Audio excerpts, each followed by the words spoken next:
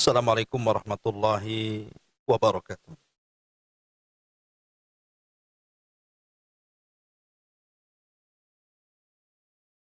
Alhamdulillah, wassalatu wassalamu ala rasulillah,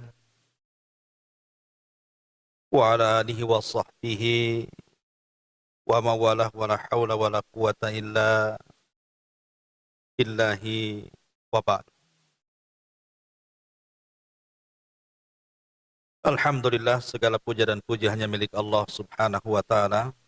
Salawat dan juga salam kita hadiahkan kepada Rasul kita, Nabi besar Muhammad sallallahu alaihi wa ala alihi wasallam. Ma'asyiral muslimat, ibu-ibu yang dimuliakan Allah subhanahu wa ta'ala, di antara jalan menuju surga Allah subhanahu wa ta'ala adalah dengan memperbanyak zikir kepada Allah azza wa jalla. Di antara dalilnya adalah di sini disebutkan dalam firman Allah Subhanahu wa taala, "Innal muslimina wal muslimati wal mu'minina wal mu'minati wal qanita wal mu'min wal qanitina wal qanitati was-sadiqina was-sadiqati was-sabirina was-sabirati wal-khashi'ina wal-khashi'at wal-mutasaddiqina wal-mutasaddiqat was-saimina was-saimat wal-hafidhina furujahum wal-hafidhat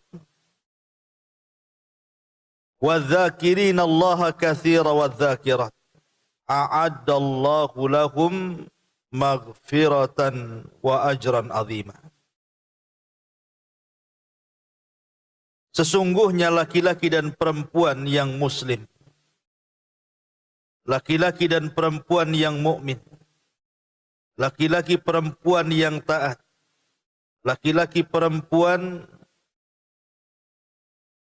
yang sabar, laki-laki perempuan yang khusyuk, laki-laki perempuan yang bersedekah, laki-laki perempuan yang berpuasa, laki-laki perempuan yang memelihara kehormatannya, dan laki-laki serta perempuan yang banyak berzikir, menyebut nama Allah, maka Allah akan menyediakan untuk mereka ampunan dan pahala yang besar. Yang dimaksud pahala besar di sini artinya surga. Dari sini kita tahu bahwa zikir itu salah satu keutamaan adalah meraih surga Allah subhanahu wa ta'ala. Tapi sebelum saya lanjutkan, sedikit saya berikan muqaddimah. Ma'asyiral muslimat yang dimuliakan Allah subhanahu wa ta'ala, dahulu di zaman Nabi sallallahu alaihi wasallam, jadi para sahabat yang fakir, yang miskin, mereka cemburu dengan sahabat-sahabat Nabi yang kaya. Karena orang kaya bisa beribadah lebih dibandingkan mereka. Jadi mereka datang kepada Nabi sallallahu alaihi wasallam dan mengatakan, "Ya Rasulullah, dhahaba ahlud duthur bil ujur." Rasul, enak sekali orang-orang kaya itu ya. Mereka bisa membawa pahala yang kami pula tak bisa bawa. Kata Nabi SAW, apa masalahnya? Maka para sahabat yang fakir-fakir ini mengatakan, mereka bisa solat, orang-orang kaya itu sama dengan solat kita. Mereka bisa berpuasa sama dengan puasa kita. Mereka bisa beribadah dengan ibadah yang sama dengan ibadah kita. Cuman mereka dilebihkan ya Rasulullah. mereka bisa bersedekah dengan harta-harta mereka, kami pula tak bisa bersedekah. Maka Nabi SAW kemudian mengatakan kepada orang-orang fakir yang cemburu akan orang-orang kaya itu. Kata Nabi SAW, awalaysa qad ja'alallahu lakum ma tasaddaqun. Kata Nabi SAW, bukankah kalian juga bisa bersedekah? Seperti mereka orang-orang kaya bersedekah. Maksudnya sedekah di sini tidak harus mesti dengan uang. Karena orang-orang fakir para sahabat menyangka bahwa sedekah itu mesti dengan uang. Maka Nabi SAW menjelaskan sedekah itu tidak mesti dengan uang. Bisa juga sedekah itu dengan zikir. Kemudian kata Rasul, inna bi kulli tasbihatin sadaqah. Wa takbiratin sadaqah, wa tahmidatin sadaqah, wa tahlilatin sadaqah, wa amru bil ma'rufi sadaqah, wa nahyu anil munkari sadaqah, wa fi bud'i ahadikum sadaqah. Bukankah setiap tasbih, setiap takbir, setiap tahmid, setiap tahlil itu semua dianggap sedekah, kata Rasul. Engkau mengajak ke orang lain kepada kebaikan, ya sedekah. Mencegah orang lain dari keburukan, ya sedekah. Termasuk apabila seorang suami berhubungan, itu dianggap sedekah, kata Rasul. Lihat bagaimana Nabi SAW memasukkan zikir ini bagian daripada sedekah.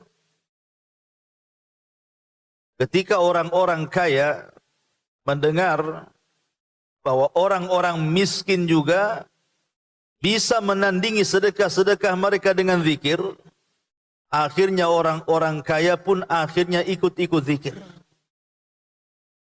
Makin pusinglah orang miskin ini. Mereka sudah mengambil sedekah dengan harta, ngikut-ngikut pula sedekah dengan zikir seperti orang-orang miskin ini. Datang lagi lah orang-orang miskin ini jadinya. Ya Rasulullah, mereka orang-orang kaya ikut kami juga berzikir, katanya. Habislah pahala kami, katanya. Maka Nabi SAW mengatakan, dzalika fadlullahi yu'tihi ma yasha. Itulah karunia Allah. Allah Subhanahu wa taala memberikan kepada siapapun yang dikehendaknya. Ya sudah nasib kalianlah seperti itu. Seolah-olah Rasul ingin mengatakan seperti itu. Ya. Ma'asyiral muslimat yang dimuliakan Allah Subhanahu wa taala. Maka dari sini kita tahu perhatian Nabi SAW kepada zikir. Bahkan satu hari Nabi SAW mendapatkan kabar dari putrinya Fatimah, bahwa Fatimah radhiyallahu anha mencarinya, tapi tidak ketemu. Dia berjumpa dengan Ummul Mukminin Aisyah radhiyallahu anha.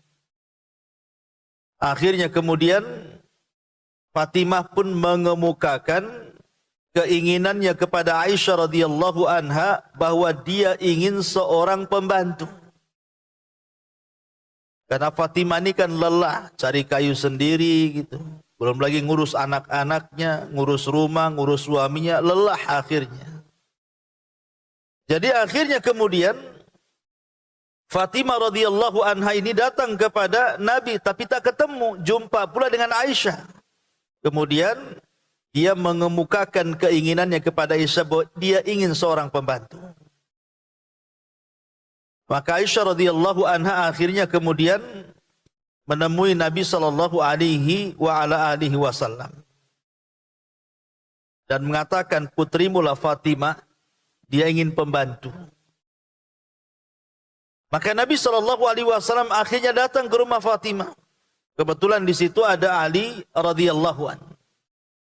Ada Ali radhiyallahu an, Kemudian Nabi SAW ketika itu menasihati Fatimah dan mengatakan, ya Fatimah, aku dengar kau datang menemui Aisyah dan engkau ingin mendapatkan seorang pembantu.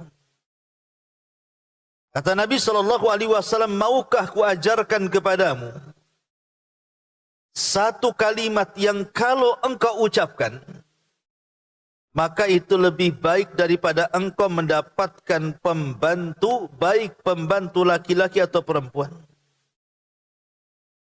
Maka Ali dan Fatimah mengatakan, tentu wahai Rasul, apa maksudnya? Maka Nabi SAW, apabila engkau menuju pembaringanmu, maksudnya menuju hendak tidur, maka bertasbihlah 33 kali. Bertasbihlah 33 kali. Kemudian bertahmidlah 33 kali. Kemudian bertakbirlah 34 kali. Maka itu lebih baik dibandingkan engkau mendapatkan pembantu laki-laki dan pembantu perempuan. Akhirnya sejak itu Fatimah tidak ada keinginan lagi untuk mencari pembantu. Seandainya ibu ya, ibu jujur saja. Kemudian suami ibu ngomong sama ibu, lebih baik pembantu apa zikir ini? Mau mana? Ibu lelah, capek nih.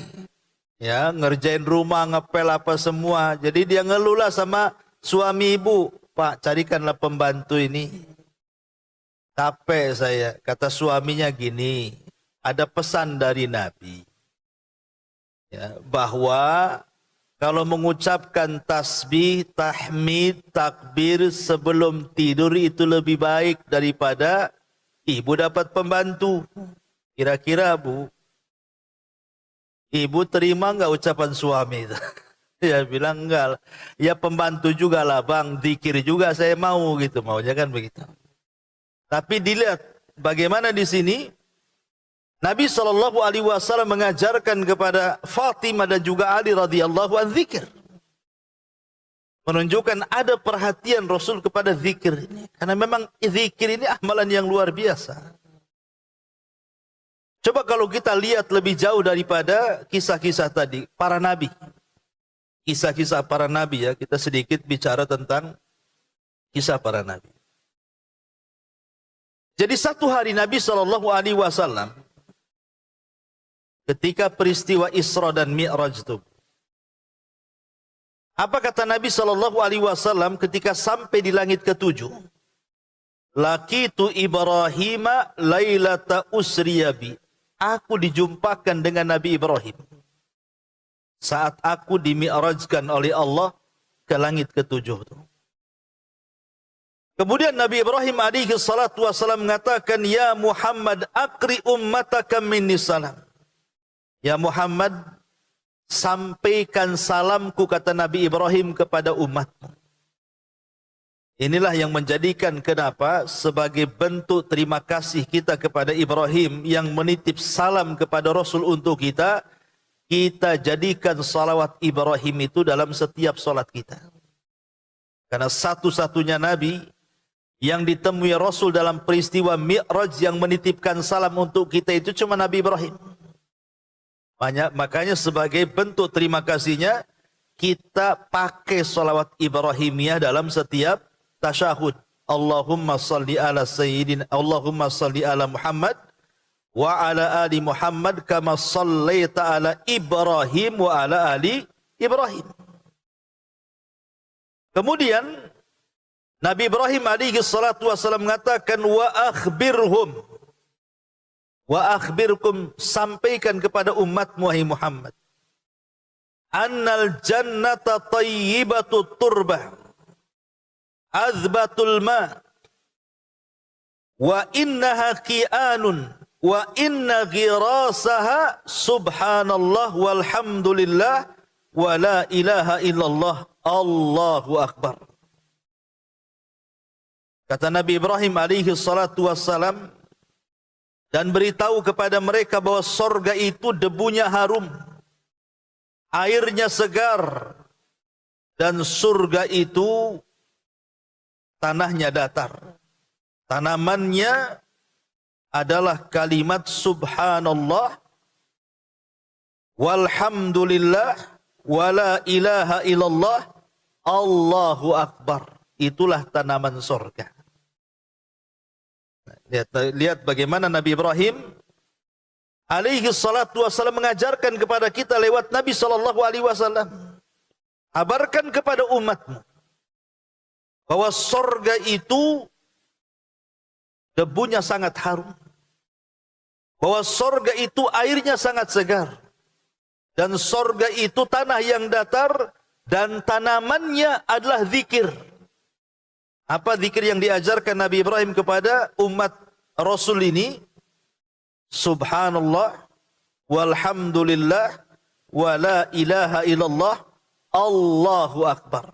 Lihat, Nabi Ibrahim mengajarkan amalan kita. Kalau kita ingin mendapatkan banyak tanaman di sorga, ibu-ibu kan suka tuh tanam-tanaman kan bu. Kadang-kadang depan rumah itu semua pot bunga semua. Di dunia saja ibu suka dengan tanaman. Padahal kadang-kadang tanaman-tanaman itu harganya tidak murah kan bu. Ada yang mahal itu. Apalagi kalau bombing-bombing itu kan. Mahal sebentar, nanti turunnya banyak kan itu. Kalau lagi viral, mahal tuh tanaman tuh. Nanti beberapa bulan atau tahun, tidak ada harganya. Tapi tetap dibeli juga kan. Lah di sorga juga bu, kalau ingin kita menanam tanaman yang indah, bunga-bunga yang indah, dari dunia nanamnya ini. Dengan cara apa menanam? Dengan zikir yang diajarkan Nabi Ibrahim kepada Rasul untuk kita amalkan. Apa itu? Subhanallah, walhamdulillah, wala ilaha illallah, Allahu akbar. Ini lihat bagaimana Nabi Ibrahim alaihi salatu wassalam. Kemudian juga kalau kita lihat kisah Nabi Yunus. Kisah Nabi Yunus alaihi salatu wassalam. Nabi Yunus itu diuji oleh Allah subhanahu wa ta'ala ketika meninggalkan Nainawa Irak. Padahal Allah belum perintahkan meninggalkan kaumnya. Ditinggalkan pula kaumnya. Alasannya karena tidak beriman. Tetapi kemudian akhirnya Allah marah kepada Yunus. Belum disuruh meninggalkan kaumnya, dia malah meninggalkan. Makanya Allah uji Nabi Yunus dengan cara apa? Dimakan ikan. Kemudian Nabi Yunus alaihi salatu wassalam harus berhari-hari, entah berminggu-minggu, entah berbulan-bulan, wallahu alam, tidak dijelaskan berapa hari, berapa tahun Nabi Yunus itu ada di perut ikan. Karena Al-Quran tidak menjelaskan. Ya. Tetapi yang ingin Al-Quran jelaskan bagaimana kisah Nabi Yunus ini, Allah katakan, "Falaula innahu kana minal musabbihin, la labisa fi batnihi ila yaumi yub'atsun." Maka kalau sekiranya dia tidak termasuk orang-orang dari ahli zikir, orang yang suka bertasbih, niscaya Yunus akan tetap tinggal di perut ikan itu sampai hari dibangkitkan kiamat. Apa yang dibaca Nabi Yunus? Nabi Yunus membaca, La ilaha illa anta subhanaka inni kuntu minadh zalimin. Dia terus membaca kalimat ini karena kalimat ini adalah kalimat tauhid sekaligus juga kalimat taubat. Maka dengan terus bertasbih seperti ini, akhirnya Allah Subhanahu wa taala selamatkan Nabi Yunus alaihi salatu wasalam karena zikir yang selalu diucapkan di perut ikan itu. Berarti keistimewaan zikir itu bisa menyelamatkan kita. Di dunia kita selamat, di akhirat juga diselamatkan. Ini contoh kedua para nabi. Contoh ketiga, Nabi Musa. Jadi satu hari Nabi Musa alaihi salatu wassalam, bu, Nabi Musa itu kan nabi yang suka berdialog ya dengan Allah Azza wa Jalla. Jadi satu hari dia berdialog dengan Allah. Dan mengatakan, Ya Rabb, alimni syai'an adhkuru bika wa ad'uka bika. Ya Rabb, ajarkanlah untukku Satu kalimat. Biar dengan kalimat itu aku bisa berzikir, dengan kalimat itu aku bisa berdoa, tolonglah ajarkan katanya. Maka Allah Subhanahu wa taala mengatakan, "Qul ya Musa la ilaha illallah." Katakan ya Musa kalimat la ilaha illallah. Kata Nabi Musa, yang lain saja ya Rabb. Itu kalimat banyak diucapkan orang tuh. Saya mau kalimat yang lain selain daripada kalimat itu. Maka Allah mengatakan, ya Musa, kalau seandainya seluruh langit dan lapisannya, seluruh bumi dan lapisannya diletakkan di satu neraca, dan la ilaha illallah diletakkan di neraca satunya, la ilaha illallah jauh lebih berat dibandingkan langit dan bumi itu. Ya, Nabi Musa meminta kepada Allah kalimat untuk dijadikan zikir. Maka perbanyaklah berzikir dengan kalimat la ilaha illallah, Bu. Karena itu pemberat timbangan masalahnya. Coba kalau dari sini pulang, ibu baca la ilaha illallah, la ilaha illallah, la ilaha illallah. Loh, berapa itu la ilaha illallah ibu baca? Itu bisa memberatkan timbangan tuh. Bukan hanya memberatkan timbangan, Bu. Ingat hadis Bitokoh tuh. Jadi nanti pada hari kiamat ada seorang laki-laki dihadapkan di hadapan Allah Subhanahu wa taala. Laki-laki ini membawa 99 catatannya. Semua catatan itu isinya buruk, nggak ada yang baik. Kemudian Allah mengatakan, sini kamu, bentangkan satu catatanmu saja. Dibentangkanlah satu catatan itu. Yang 98-nya belum dibuka, baru satu tuh. Rupanya satu catatan saja sejauh mata memandang semua kesalahan dia. Dia pun lemes, Bu. Akhirnya Allah mengatakan, coba perhatikan catatanmu, jangan-jangan malaikatku salah nulis pula. Maka orang ini mengatakan, tidak Rabb, semua benar, ini kesalahan saya selama di dunia. Kemudian Allah mengatakan, adakah kebaikan yang bisa menandingi catatanmu? Dia mengatakan, ya Rabb, kalaupun ada kebaikan, buat apalah dengan catatan ini, katanya. Kemudian Allah Subhanahu wa taala, tapi kamu punya kebaikan. Rupanya Allah membawa lembaran yang lainnya yang ada tulisan la ilaha illallah di situ. Orang ini masih enggak yakin dan mengatakan, ya Rabb, buat apalah kalimat itu dengan 99 catatan ini? Kata Allah, tunggu dulu, mari kita timbang. Akhirnya kemudian ditimbanglah 99 catatan keburukan itu dengan catatan la ilaha illallah. Rupanya apa kata Rasul? Tasat bihinna la ilaha illallah. La ilaha illallah bisa lebih berat dibandingkan 99 catatan yang semua keburukannya. Lihat. Hanya ngomong la ilaha illallah saja, Bu. Berzikir dengan la ilaha illallah itu pengaruh di akhirat luar biasa. Apa susahnya la ilaha illallah? Apalagi ibu kalau jadikan la ilaha illallah itu kalimat kaget. Bu, kalau kesandung la ilaha illallah kan bagus, Bu. Ini kalau kesandung apa pula yang kesandung kucing, ngomong kucing nggak dapat pahala, Bu. Ya. Kalau kesandung la ilaha illallah. Jadi kan kalimat kaget itu. Ma'asyiral muslimat yang dimuliakan Allah Azza wa Jalla. Ini contohnya Nabi Musa alaihi salatu wassalam. Ya. Bahkan di zaman Nabi sallallahu alaihi wasallam, Bu, ada seorang sahabat namanya Talha ibn Ubaidillah. Talha ibn Ubaidillah.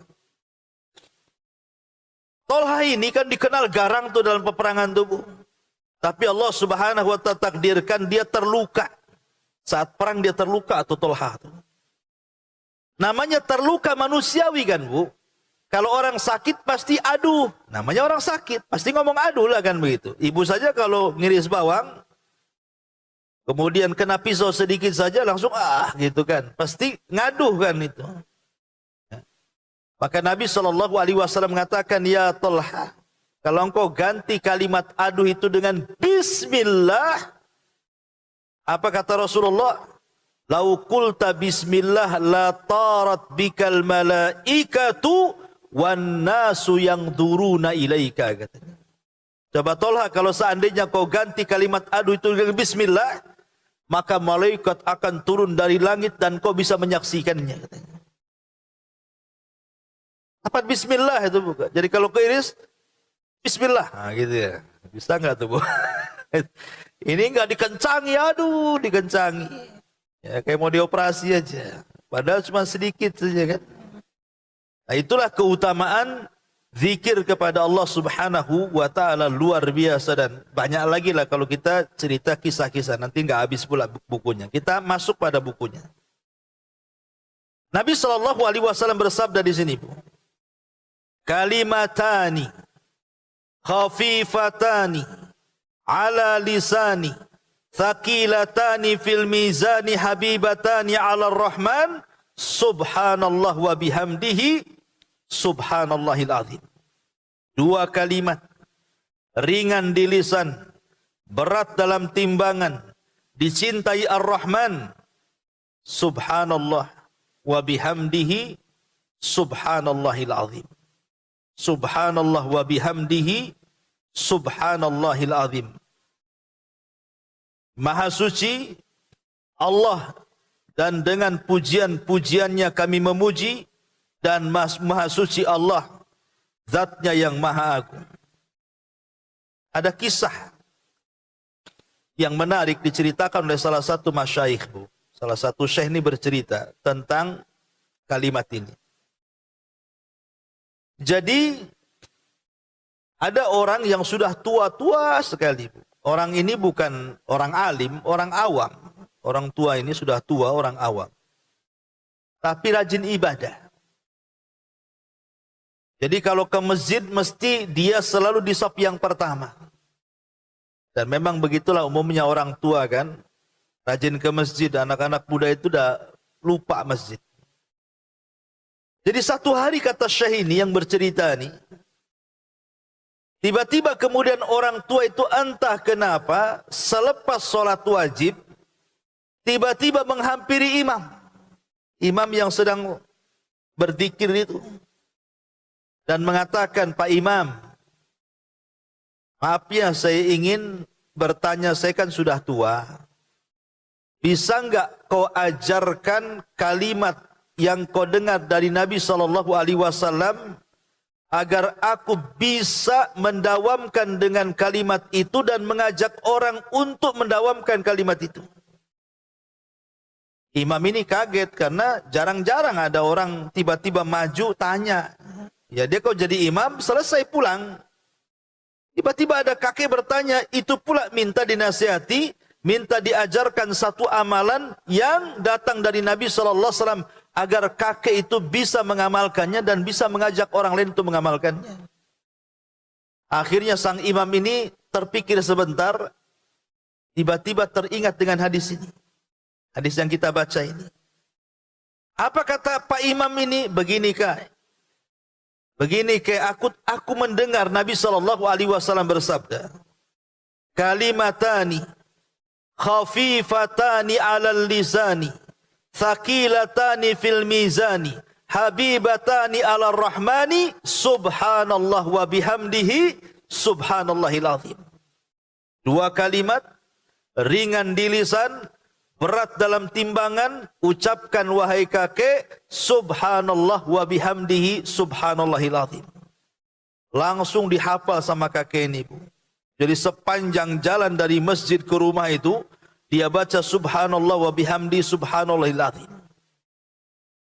Yang luar biasanya adalah setiap kakek ini ketemu orang, maka kakek ini akan mengatakan, nyetop orang tuh kalau ada orang jalan tuh di jalan, di stop sama kakek itu. Sebentar, berhenti dulu ya. Nabi bersabda, dua kalimat ringan di lisan, berat dalam timbangan, dicintai Ar-Rahman, subhanallah wa bihamdihi subhanallahil azim. Amalkan ya. Setiap ketemu orang.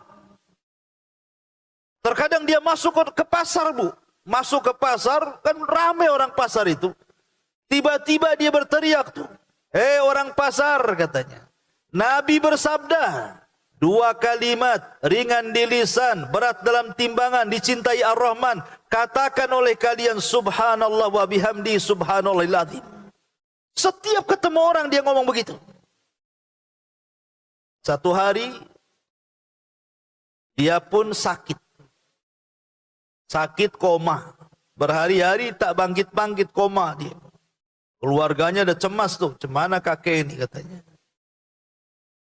Akhirnya qadarullah.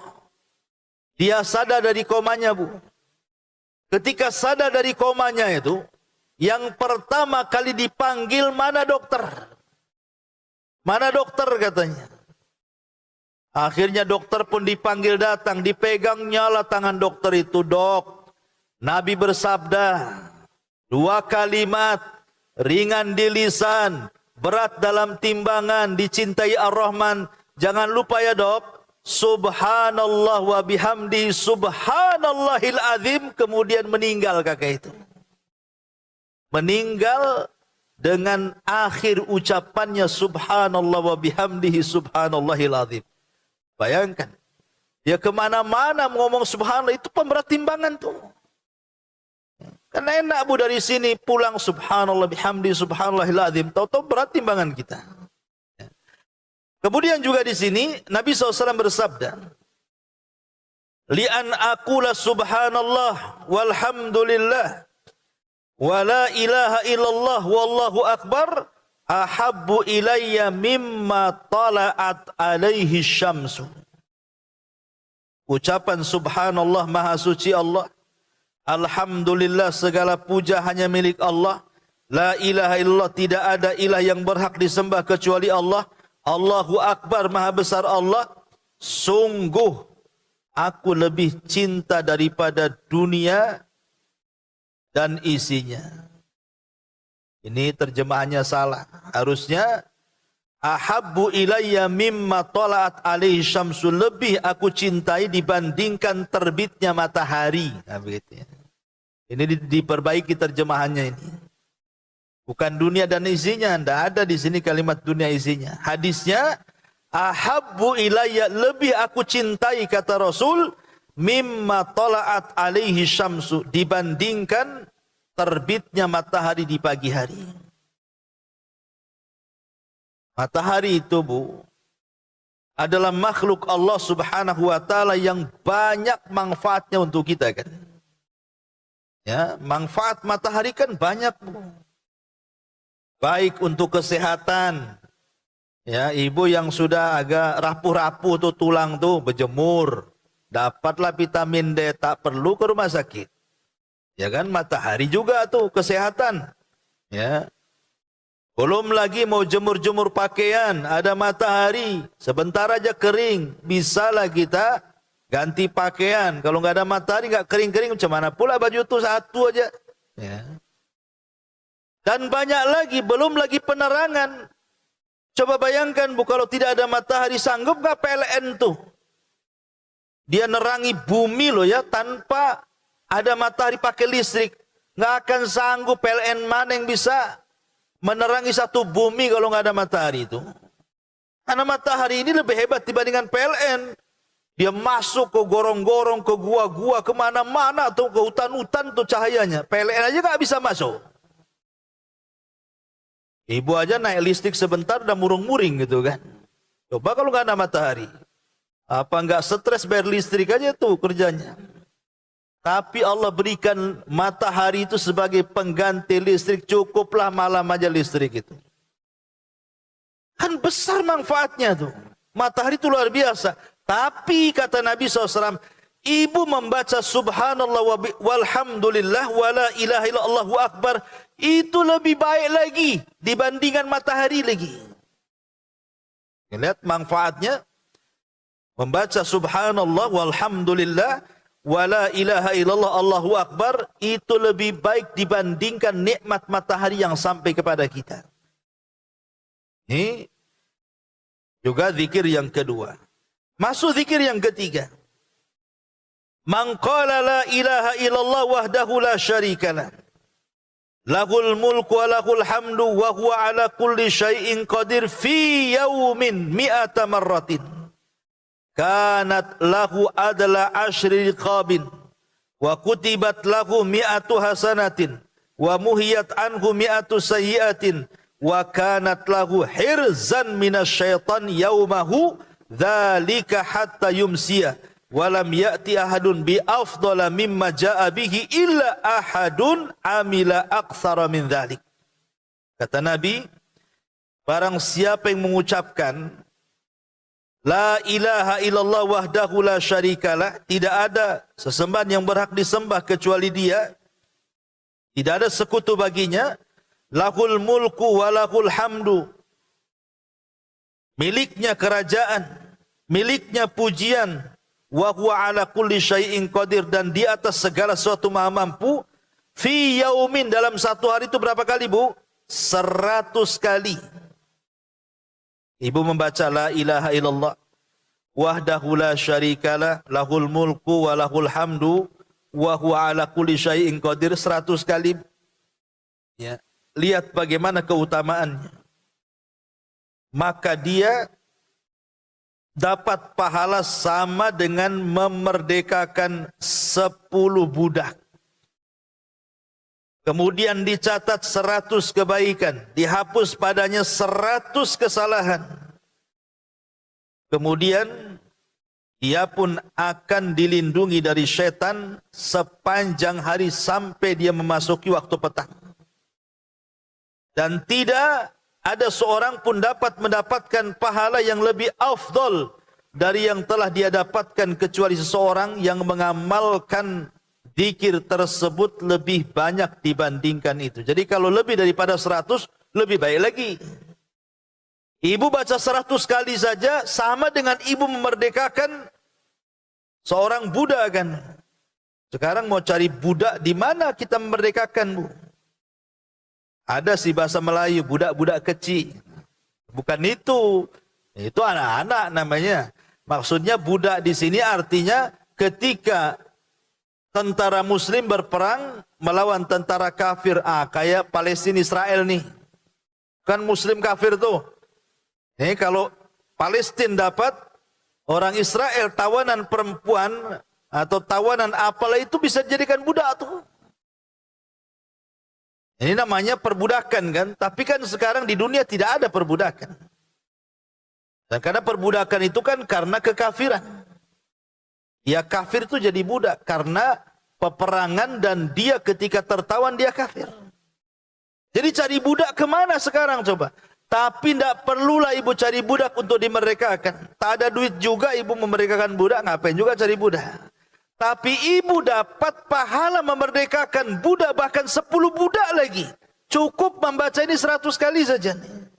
La ilaha illallah wahdahu la syarikalah lahul mulku wa lahul hamdu wa huwa ala kulli syai'in qadir. Dapatlah kita pahala sama dengan memerdekakan budak. Cukup sampai di sini? Tidak. Ibu akan ditulis 100 kebaikan. Cukup? Tidak juga. Dihapus pula 100 keburukan. Bahkan setan tidak akan dekat-dekat dengan kita lagi. Ini juga di antara zikir yang luar biasa. Ma'asyiral muslimat yang dimuliakan Allah Subhanahu wa taala. Kemudian juga Rasul mengatakan zikir yang lainnya, ahabbul kalam ilallah arba'un, subhanallah walhamdulillah wa la ilaha illallah wallahu akbar la yadurruka bi ayyihinna bada'ta. Ucapan yang paling Allah cintai itu ada 4 tuh. Subhanallah, alhamdulillah, kemudian la ilaha illallah, kemudian Allahu Akbar. Ini 4 ucapan yang sangat dicintai Allah. Subhanallah, walhamdulillah, wa la ilaha illallah, Allahu Akbar. Jika kita baca, tidak mengapa jika kamu memulai dengan ucapan mana saja.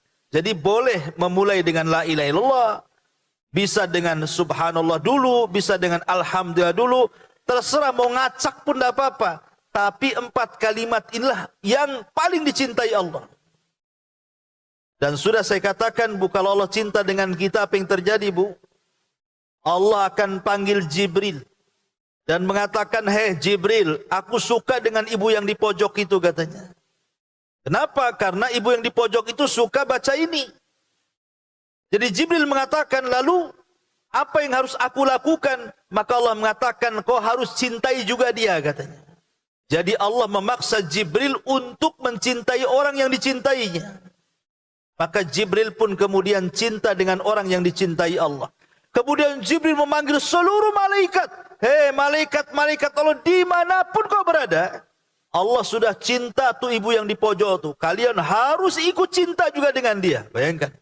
Satu malaikat, ribuan entah jumlah mereka, mencintai orang yang dicintai Allah. Dan Allah cinta dengan orang yang membaca 4 kalimat ini. Ya.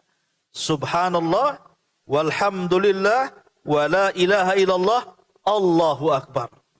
Pendek.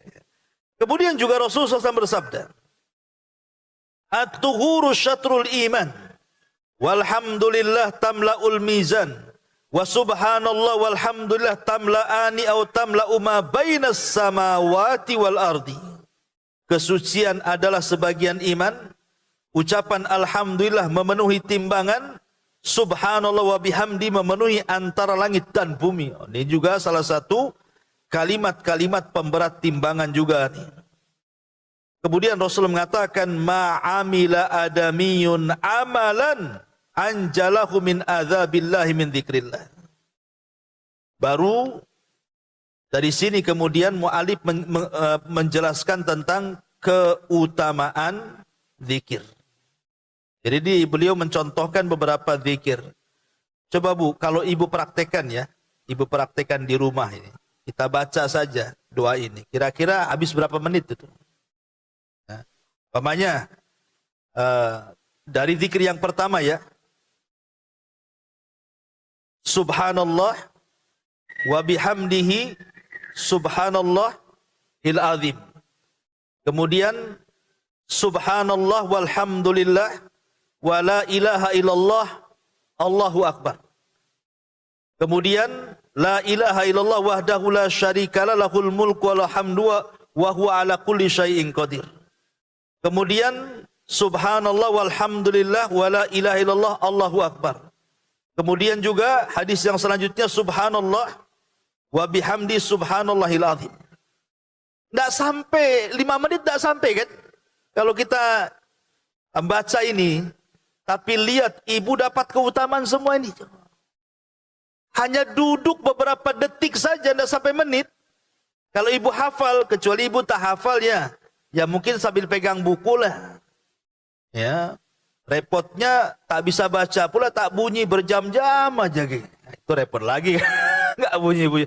Ya maksudnya minimal tahulah bahasa Arab kan. Yang repot itu dibaca latennya.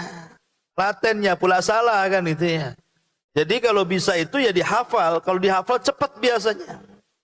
Enggak sampai hitungan menit, detik saja ibu sudah dapat segudang pahala yang disebutkan keutamaannya di sini. Itulah hebatnya zikir itu. Hebatnya zikir itu ibadah ringan tapi pahalanya setumpuk. Kalau sholat ini kan harus wudhu lagi. Ya nanti takut batal pula ketika sholatnya. Belum gerakannya, belum bacaannya. Banyak gerakan sholat tuh. Zikir tidak perlu. Zikir hanya lisan aja ngomong. Tapi tidak sadar pahala kita banyak sekali itu. Dan bisa memberatkan timbangan. Baik, kita akan menjelaskan di sini. Mu'alif mulai menjelaskan keutamaannya.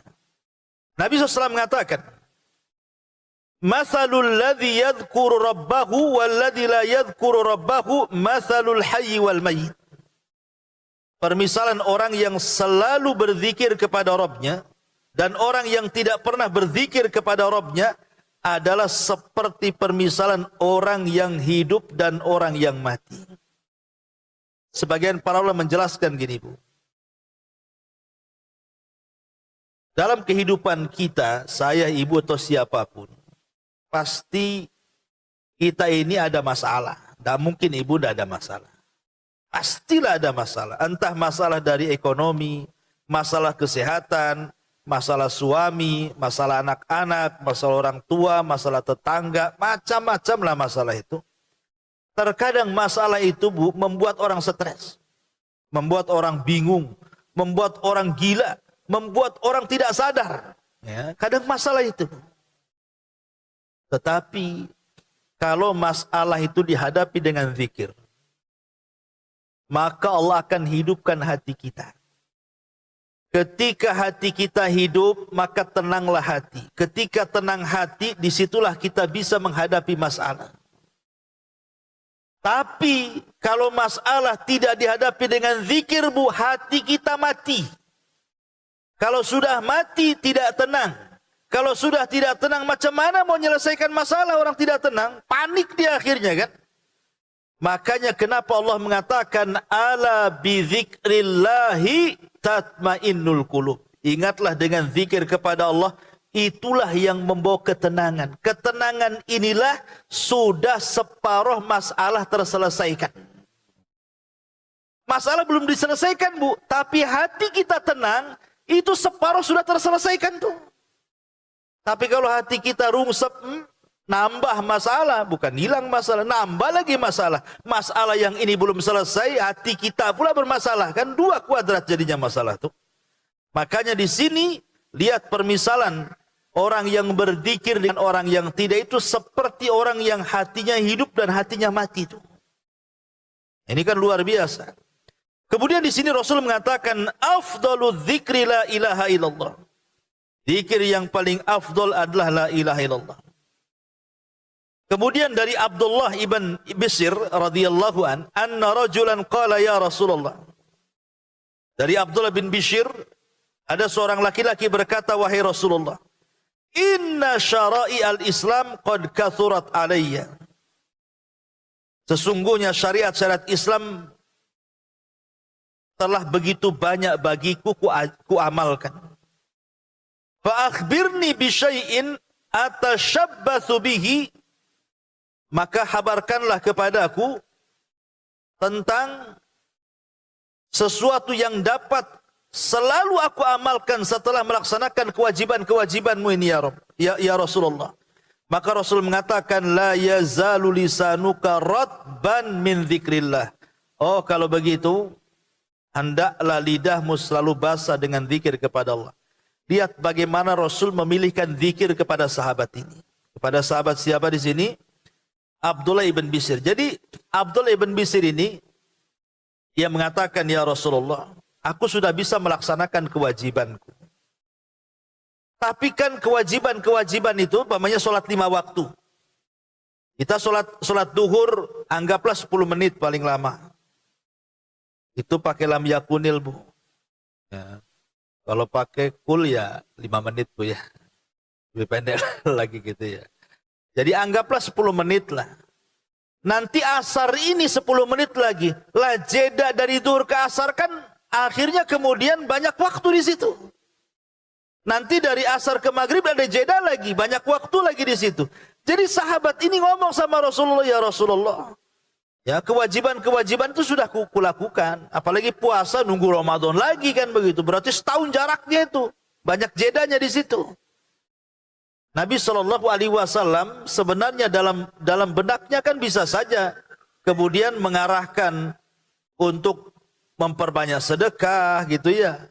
Untuk mengunjungi orang sakit, untuk membantu orang dan begitu, kan banyak ibadah itu.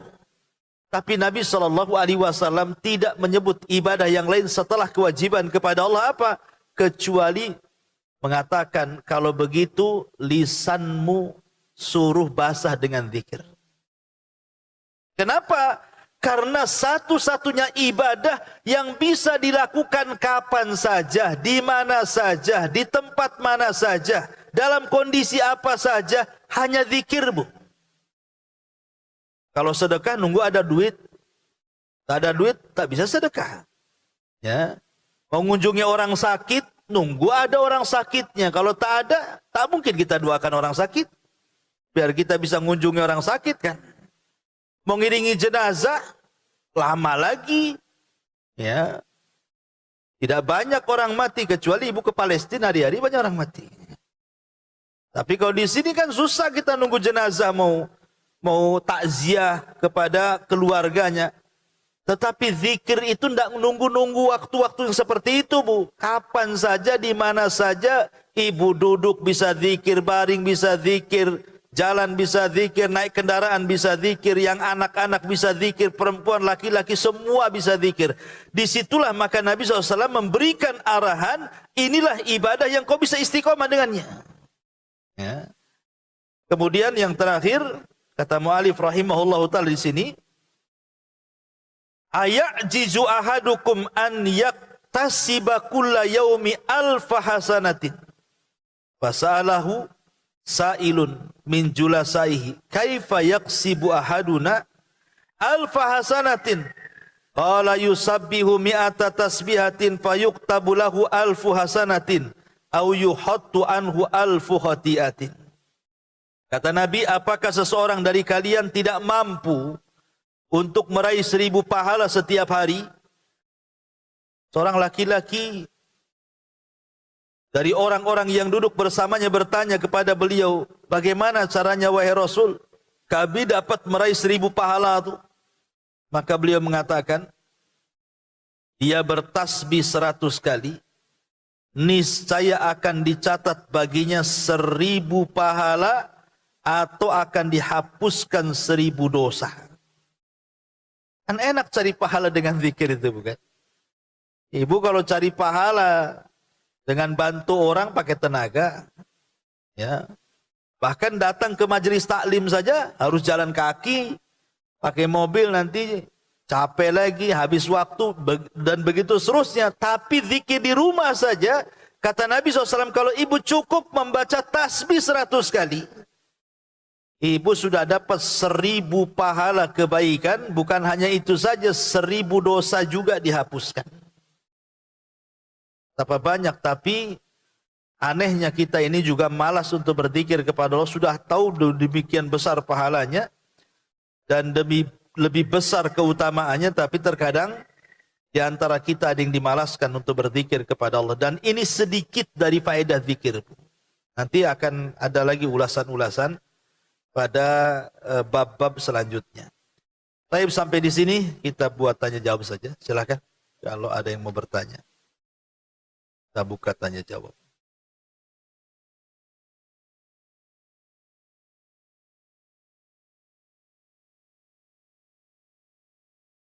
Ini ada mic ini, coba ini. Mic-nya. Ah, ini bisa nih kayaknya.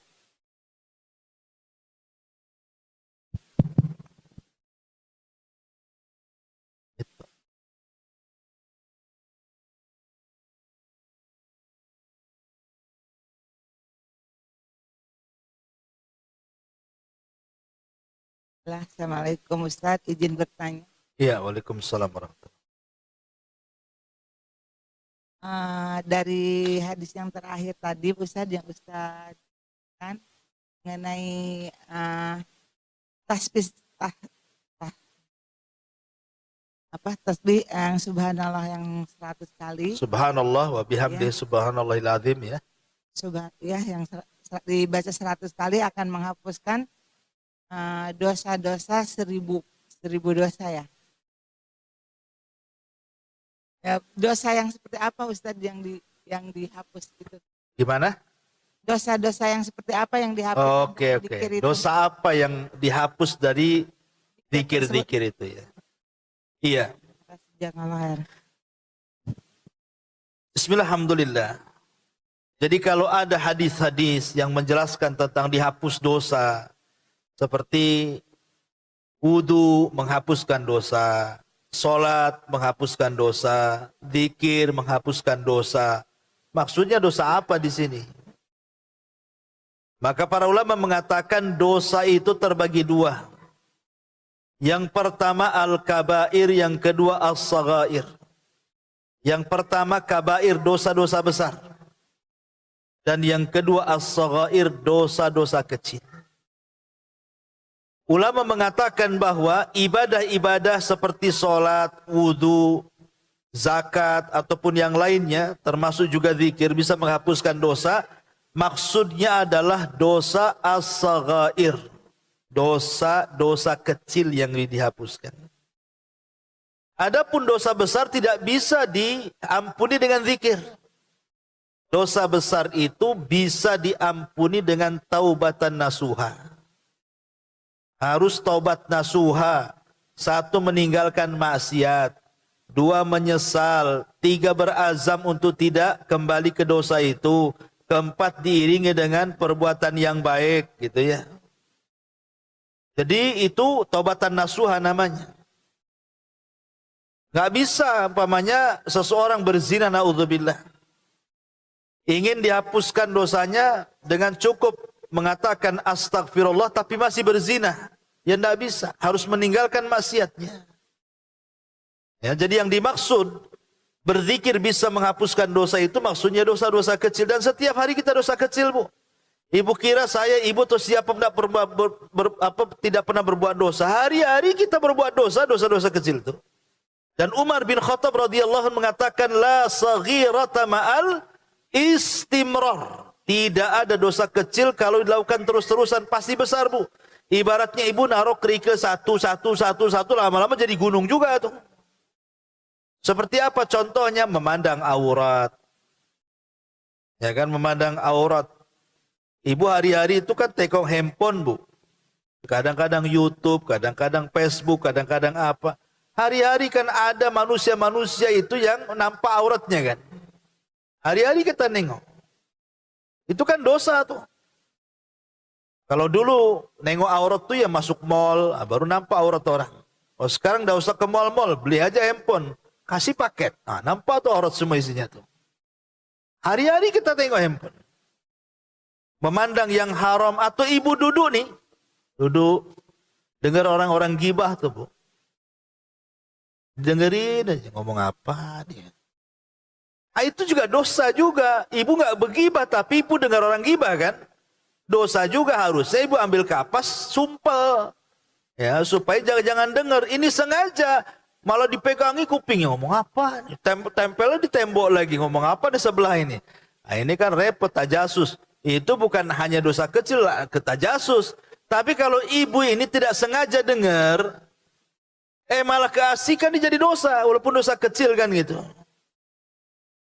Jadi hal-hal yang seperti itu terbentiklah. Kita ini mau melakukan maksiat atau apa, kan hari-hari kita ini melakukan itu. Makanya kenapa zikir ini salah satu yang bisa menggempur dosa-dosa kecil untuk menggempur dosa besar. Karena kalau orang sudah banyak berzikir, hati tenang, tambah iman. Ketika tambah iman, tambah taat. Ketika tambah taat, sedikit demi sedikit kurangi maksiat biasanya. Jadi banyak pengaruh berzikir itu. Wallahu a'lam. Ada lagi? Baik, kalau tidak ada, kita cukup sampai di sini. Subhanakallah bihamdika, asyhadu an la ilaha illa anta astaghfiruka wa atubu ilaik. Allahu ta'ala alam. Assalamualaikum warahmatullahi wabarakatuh.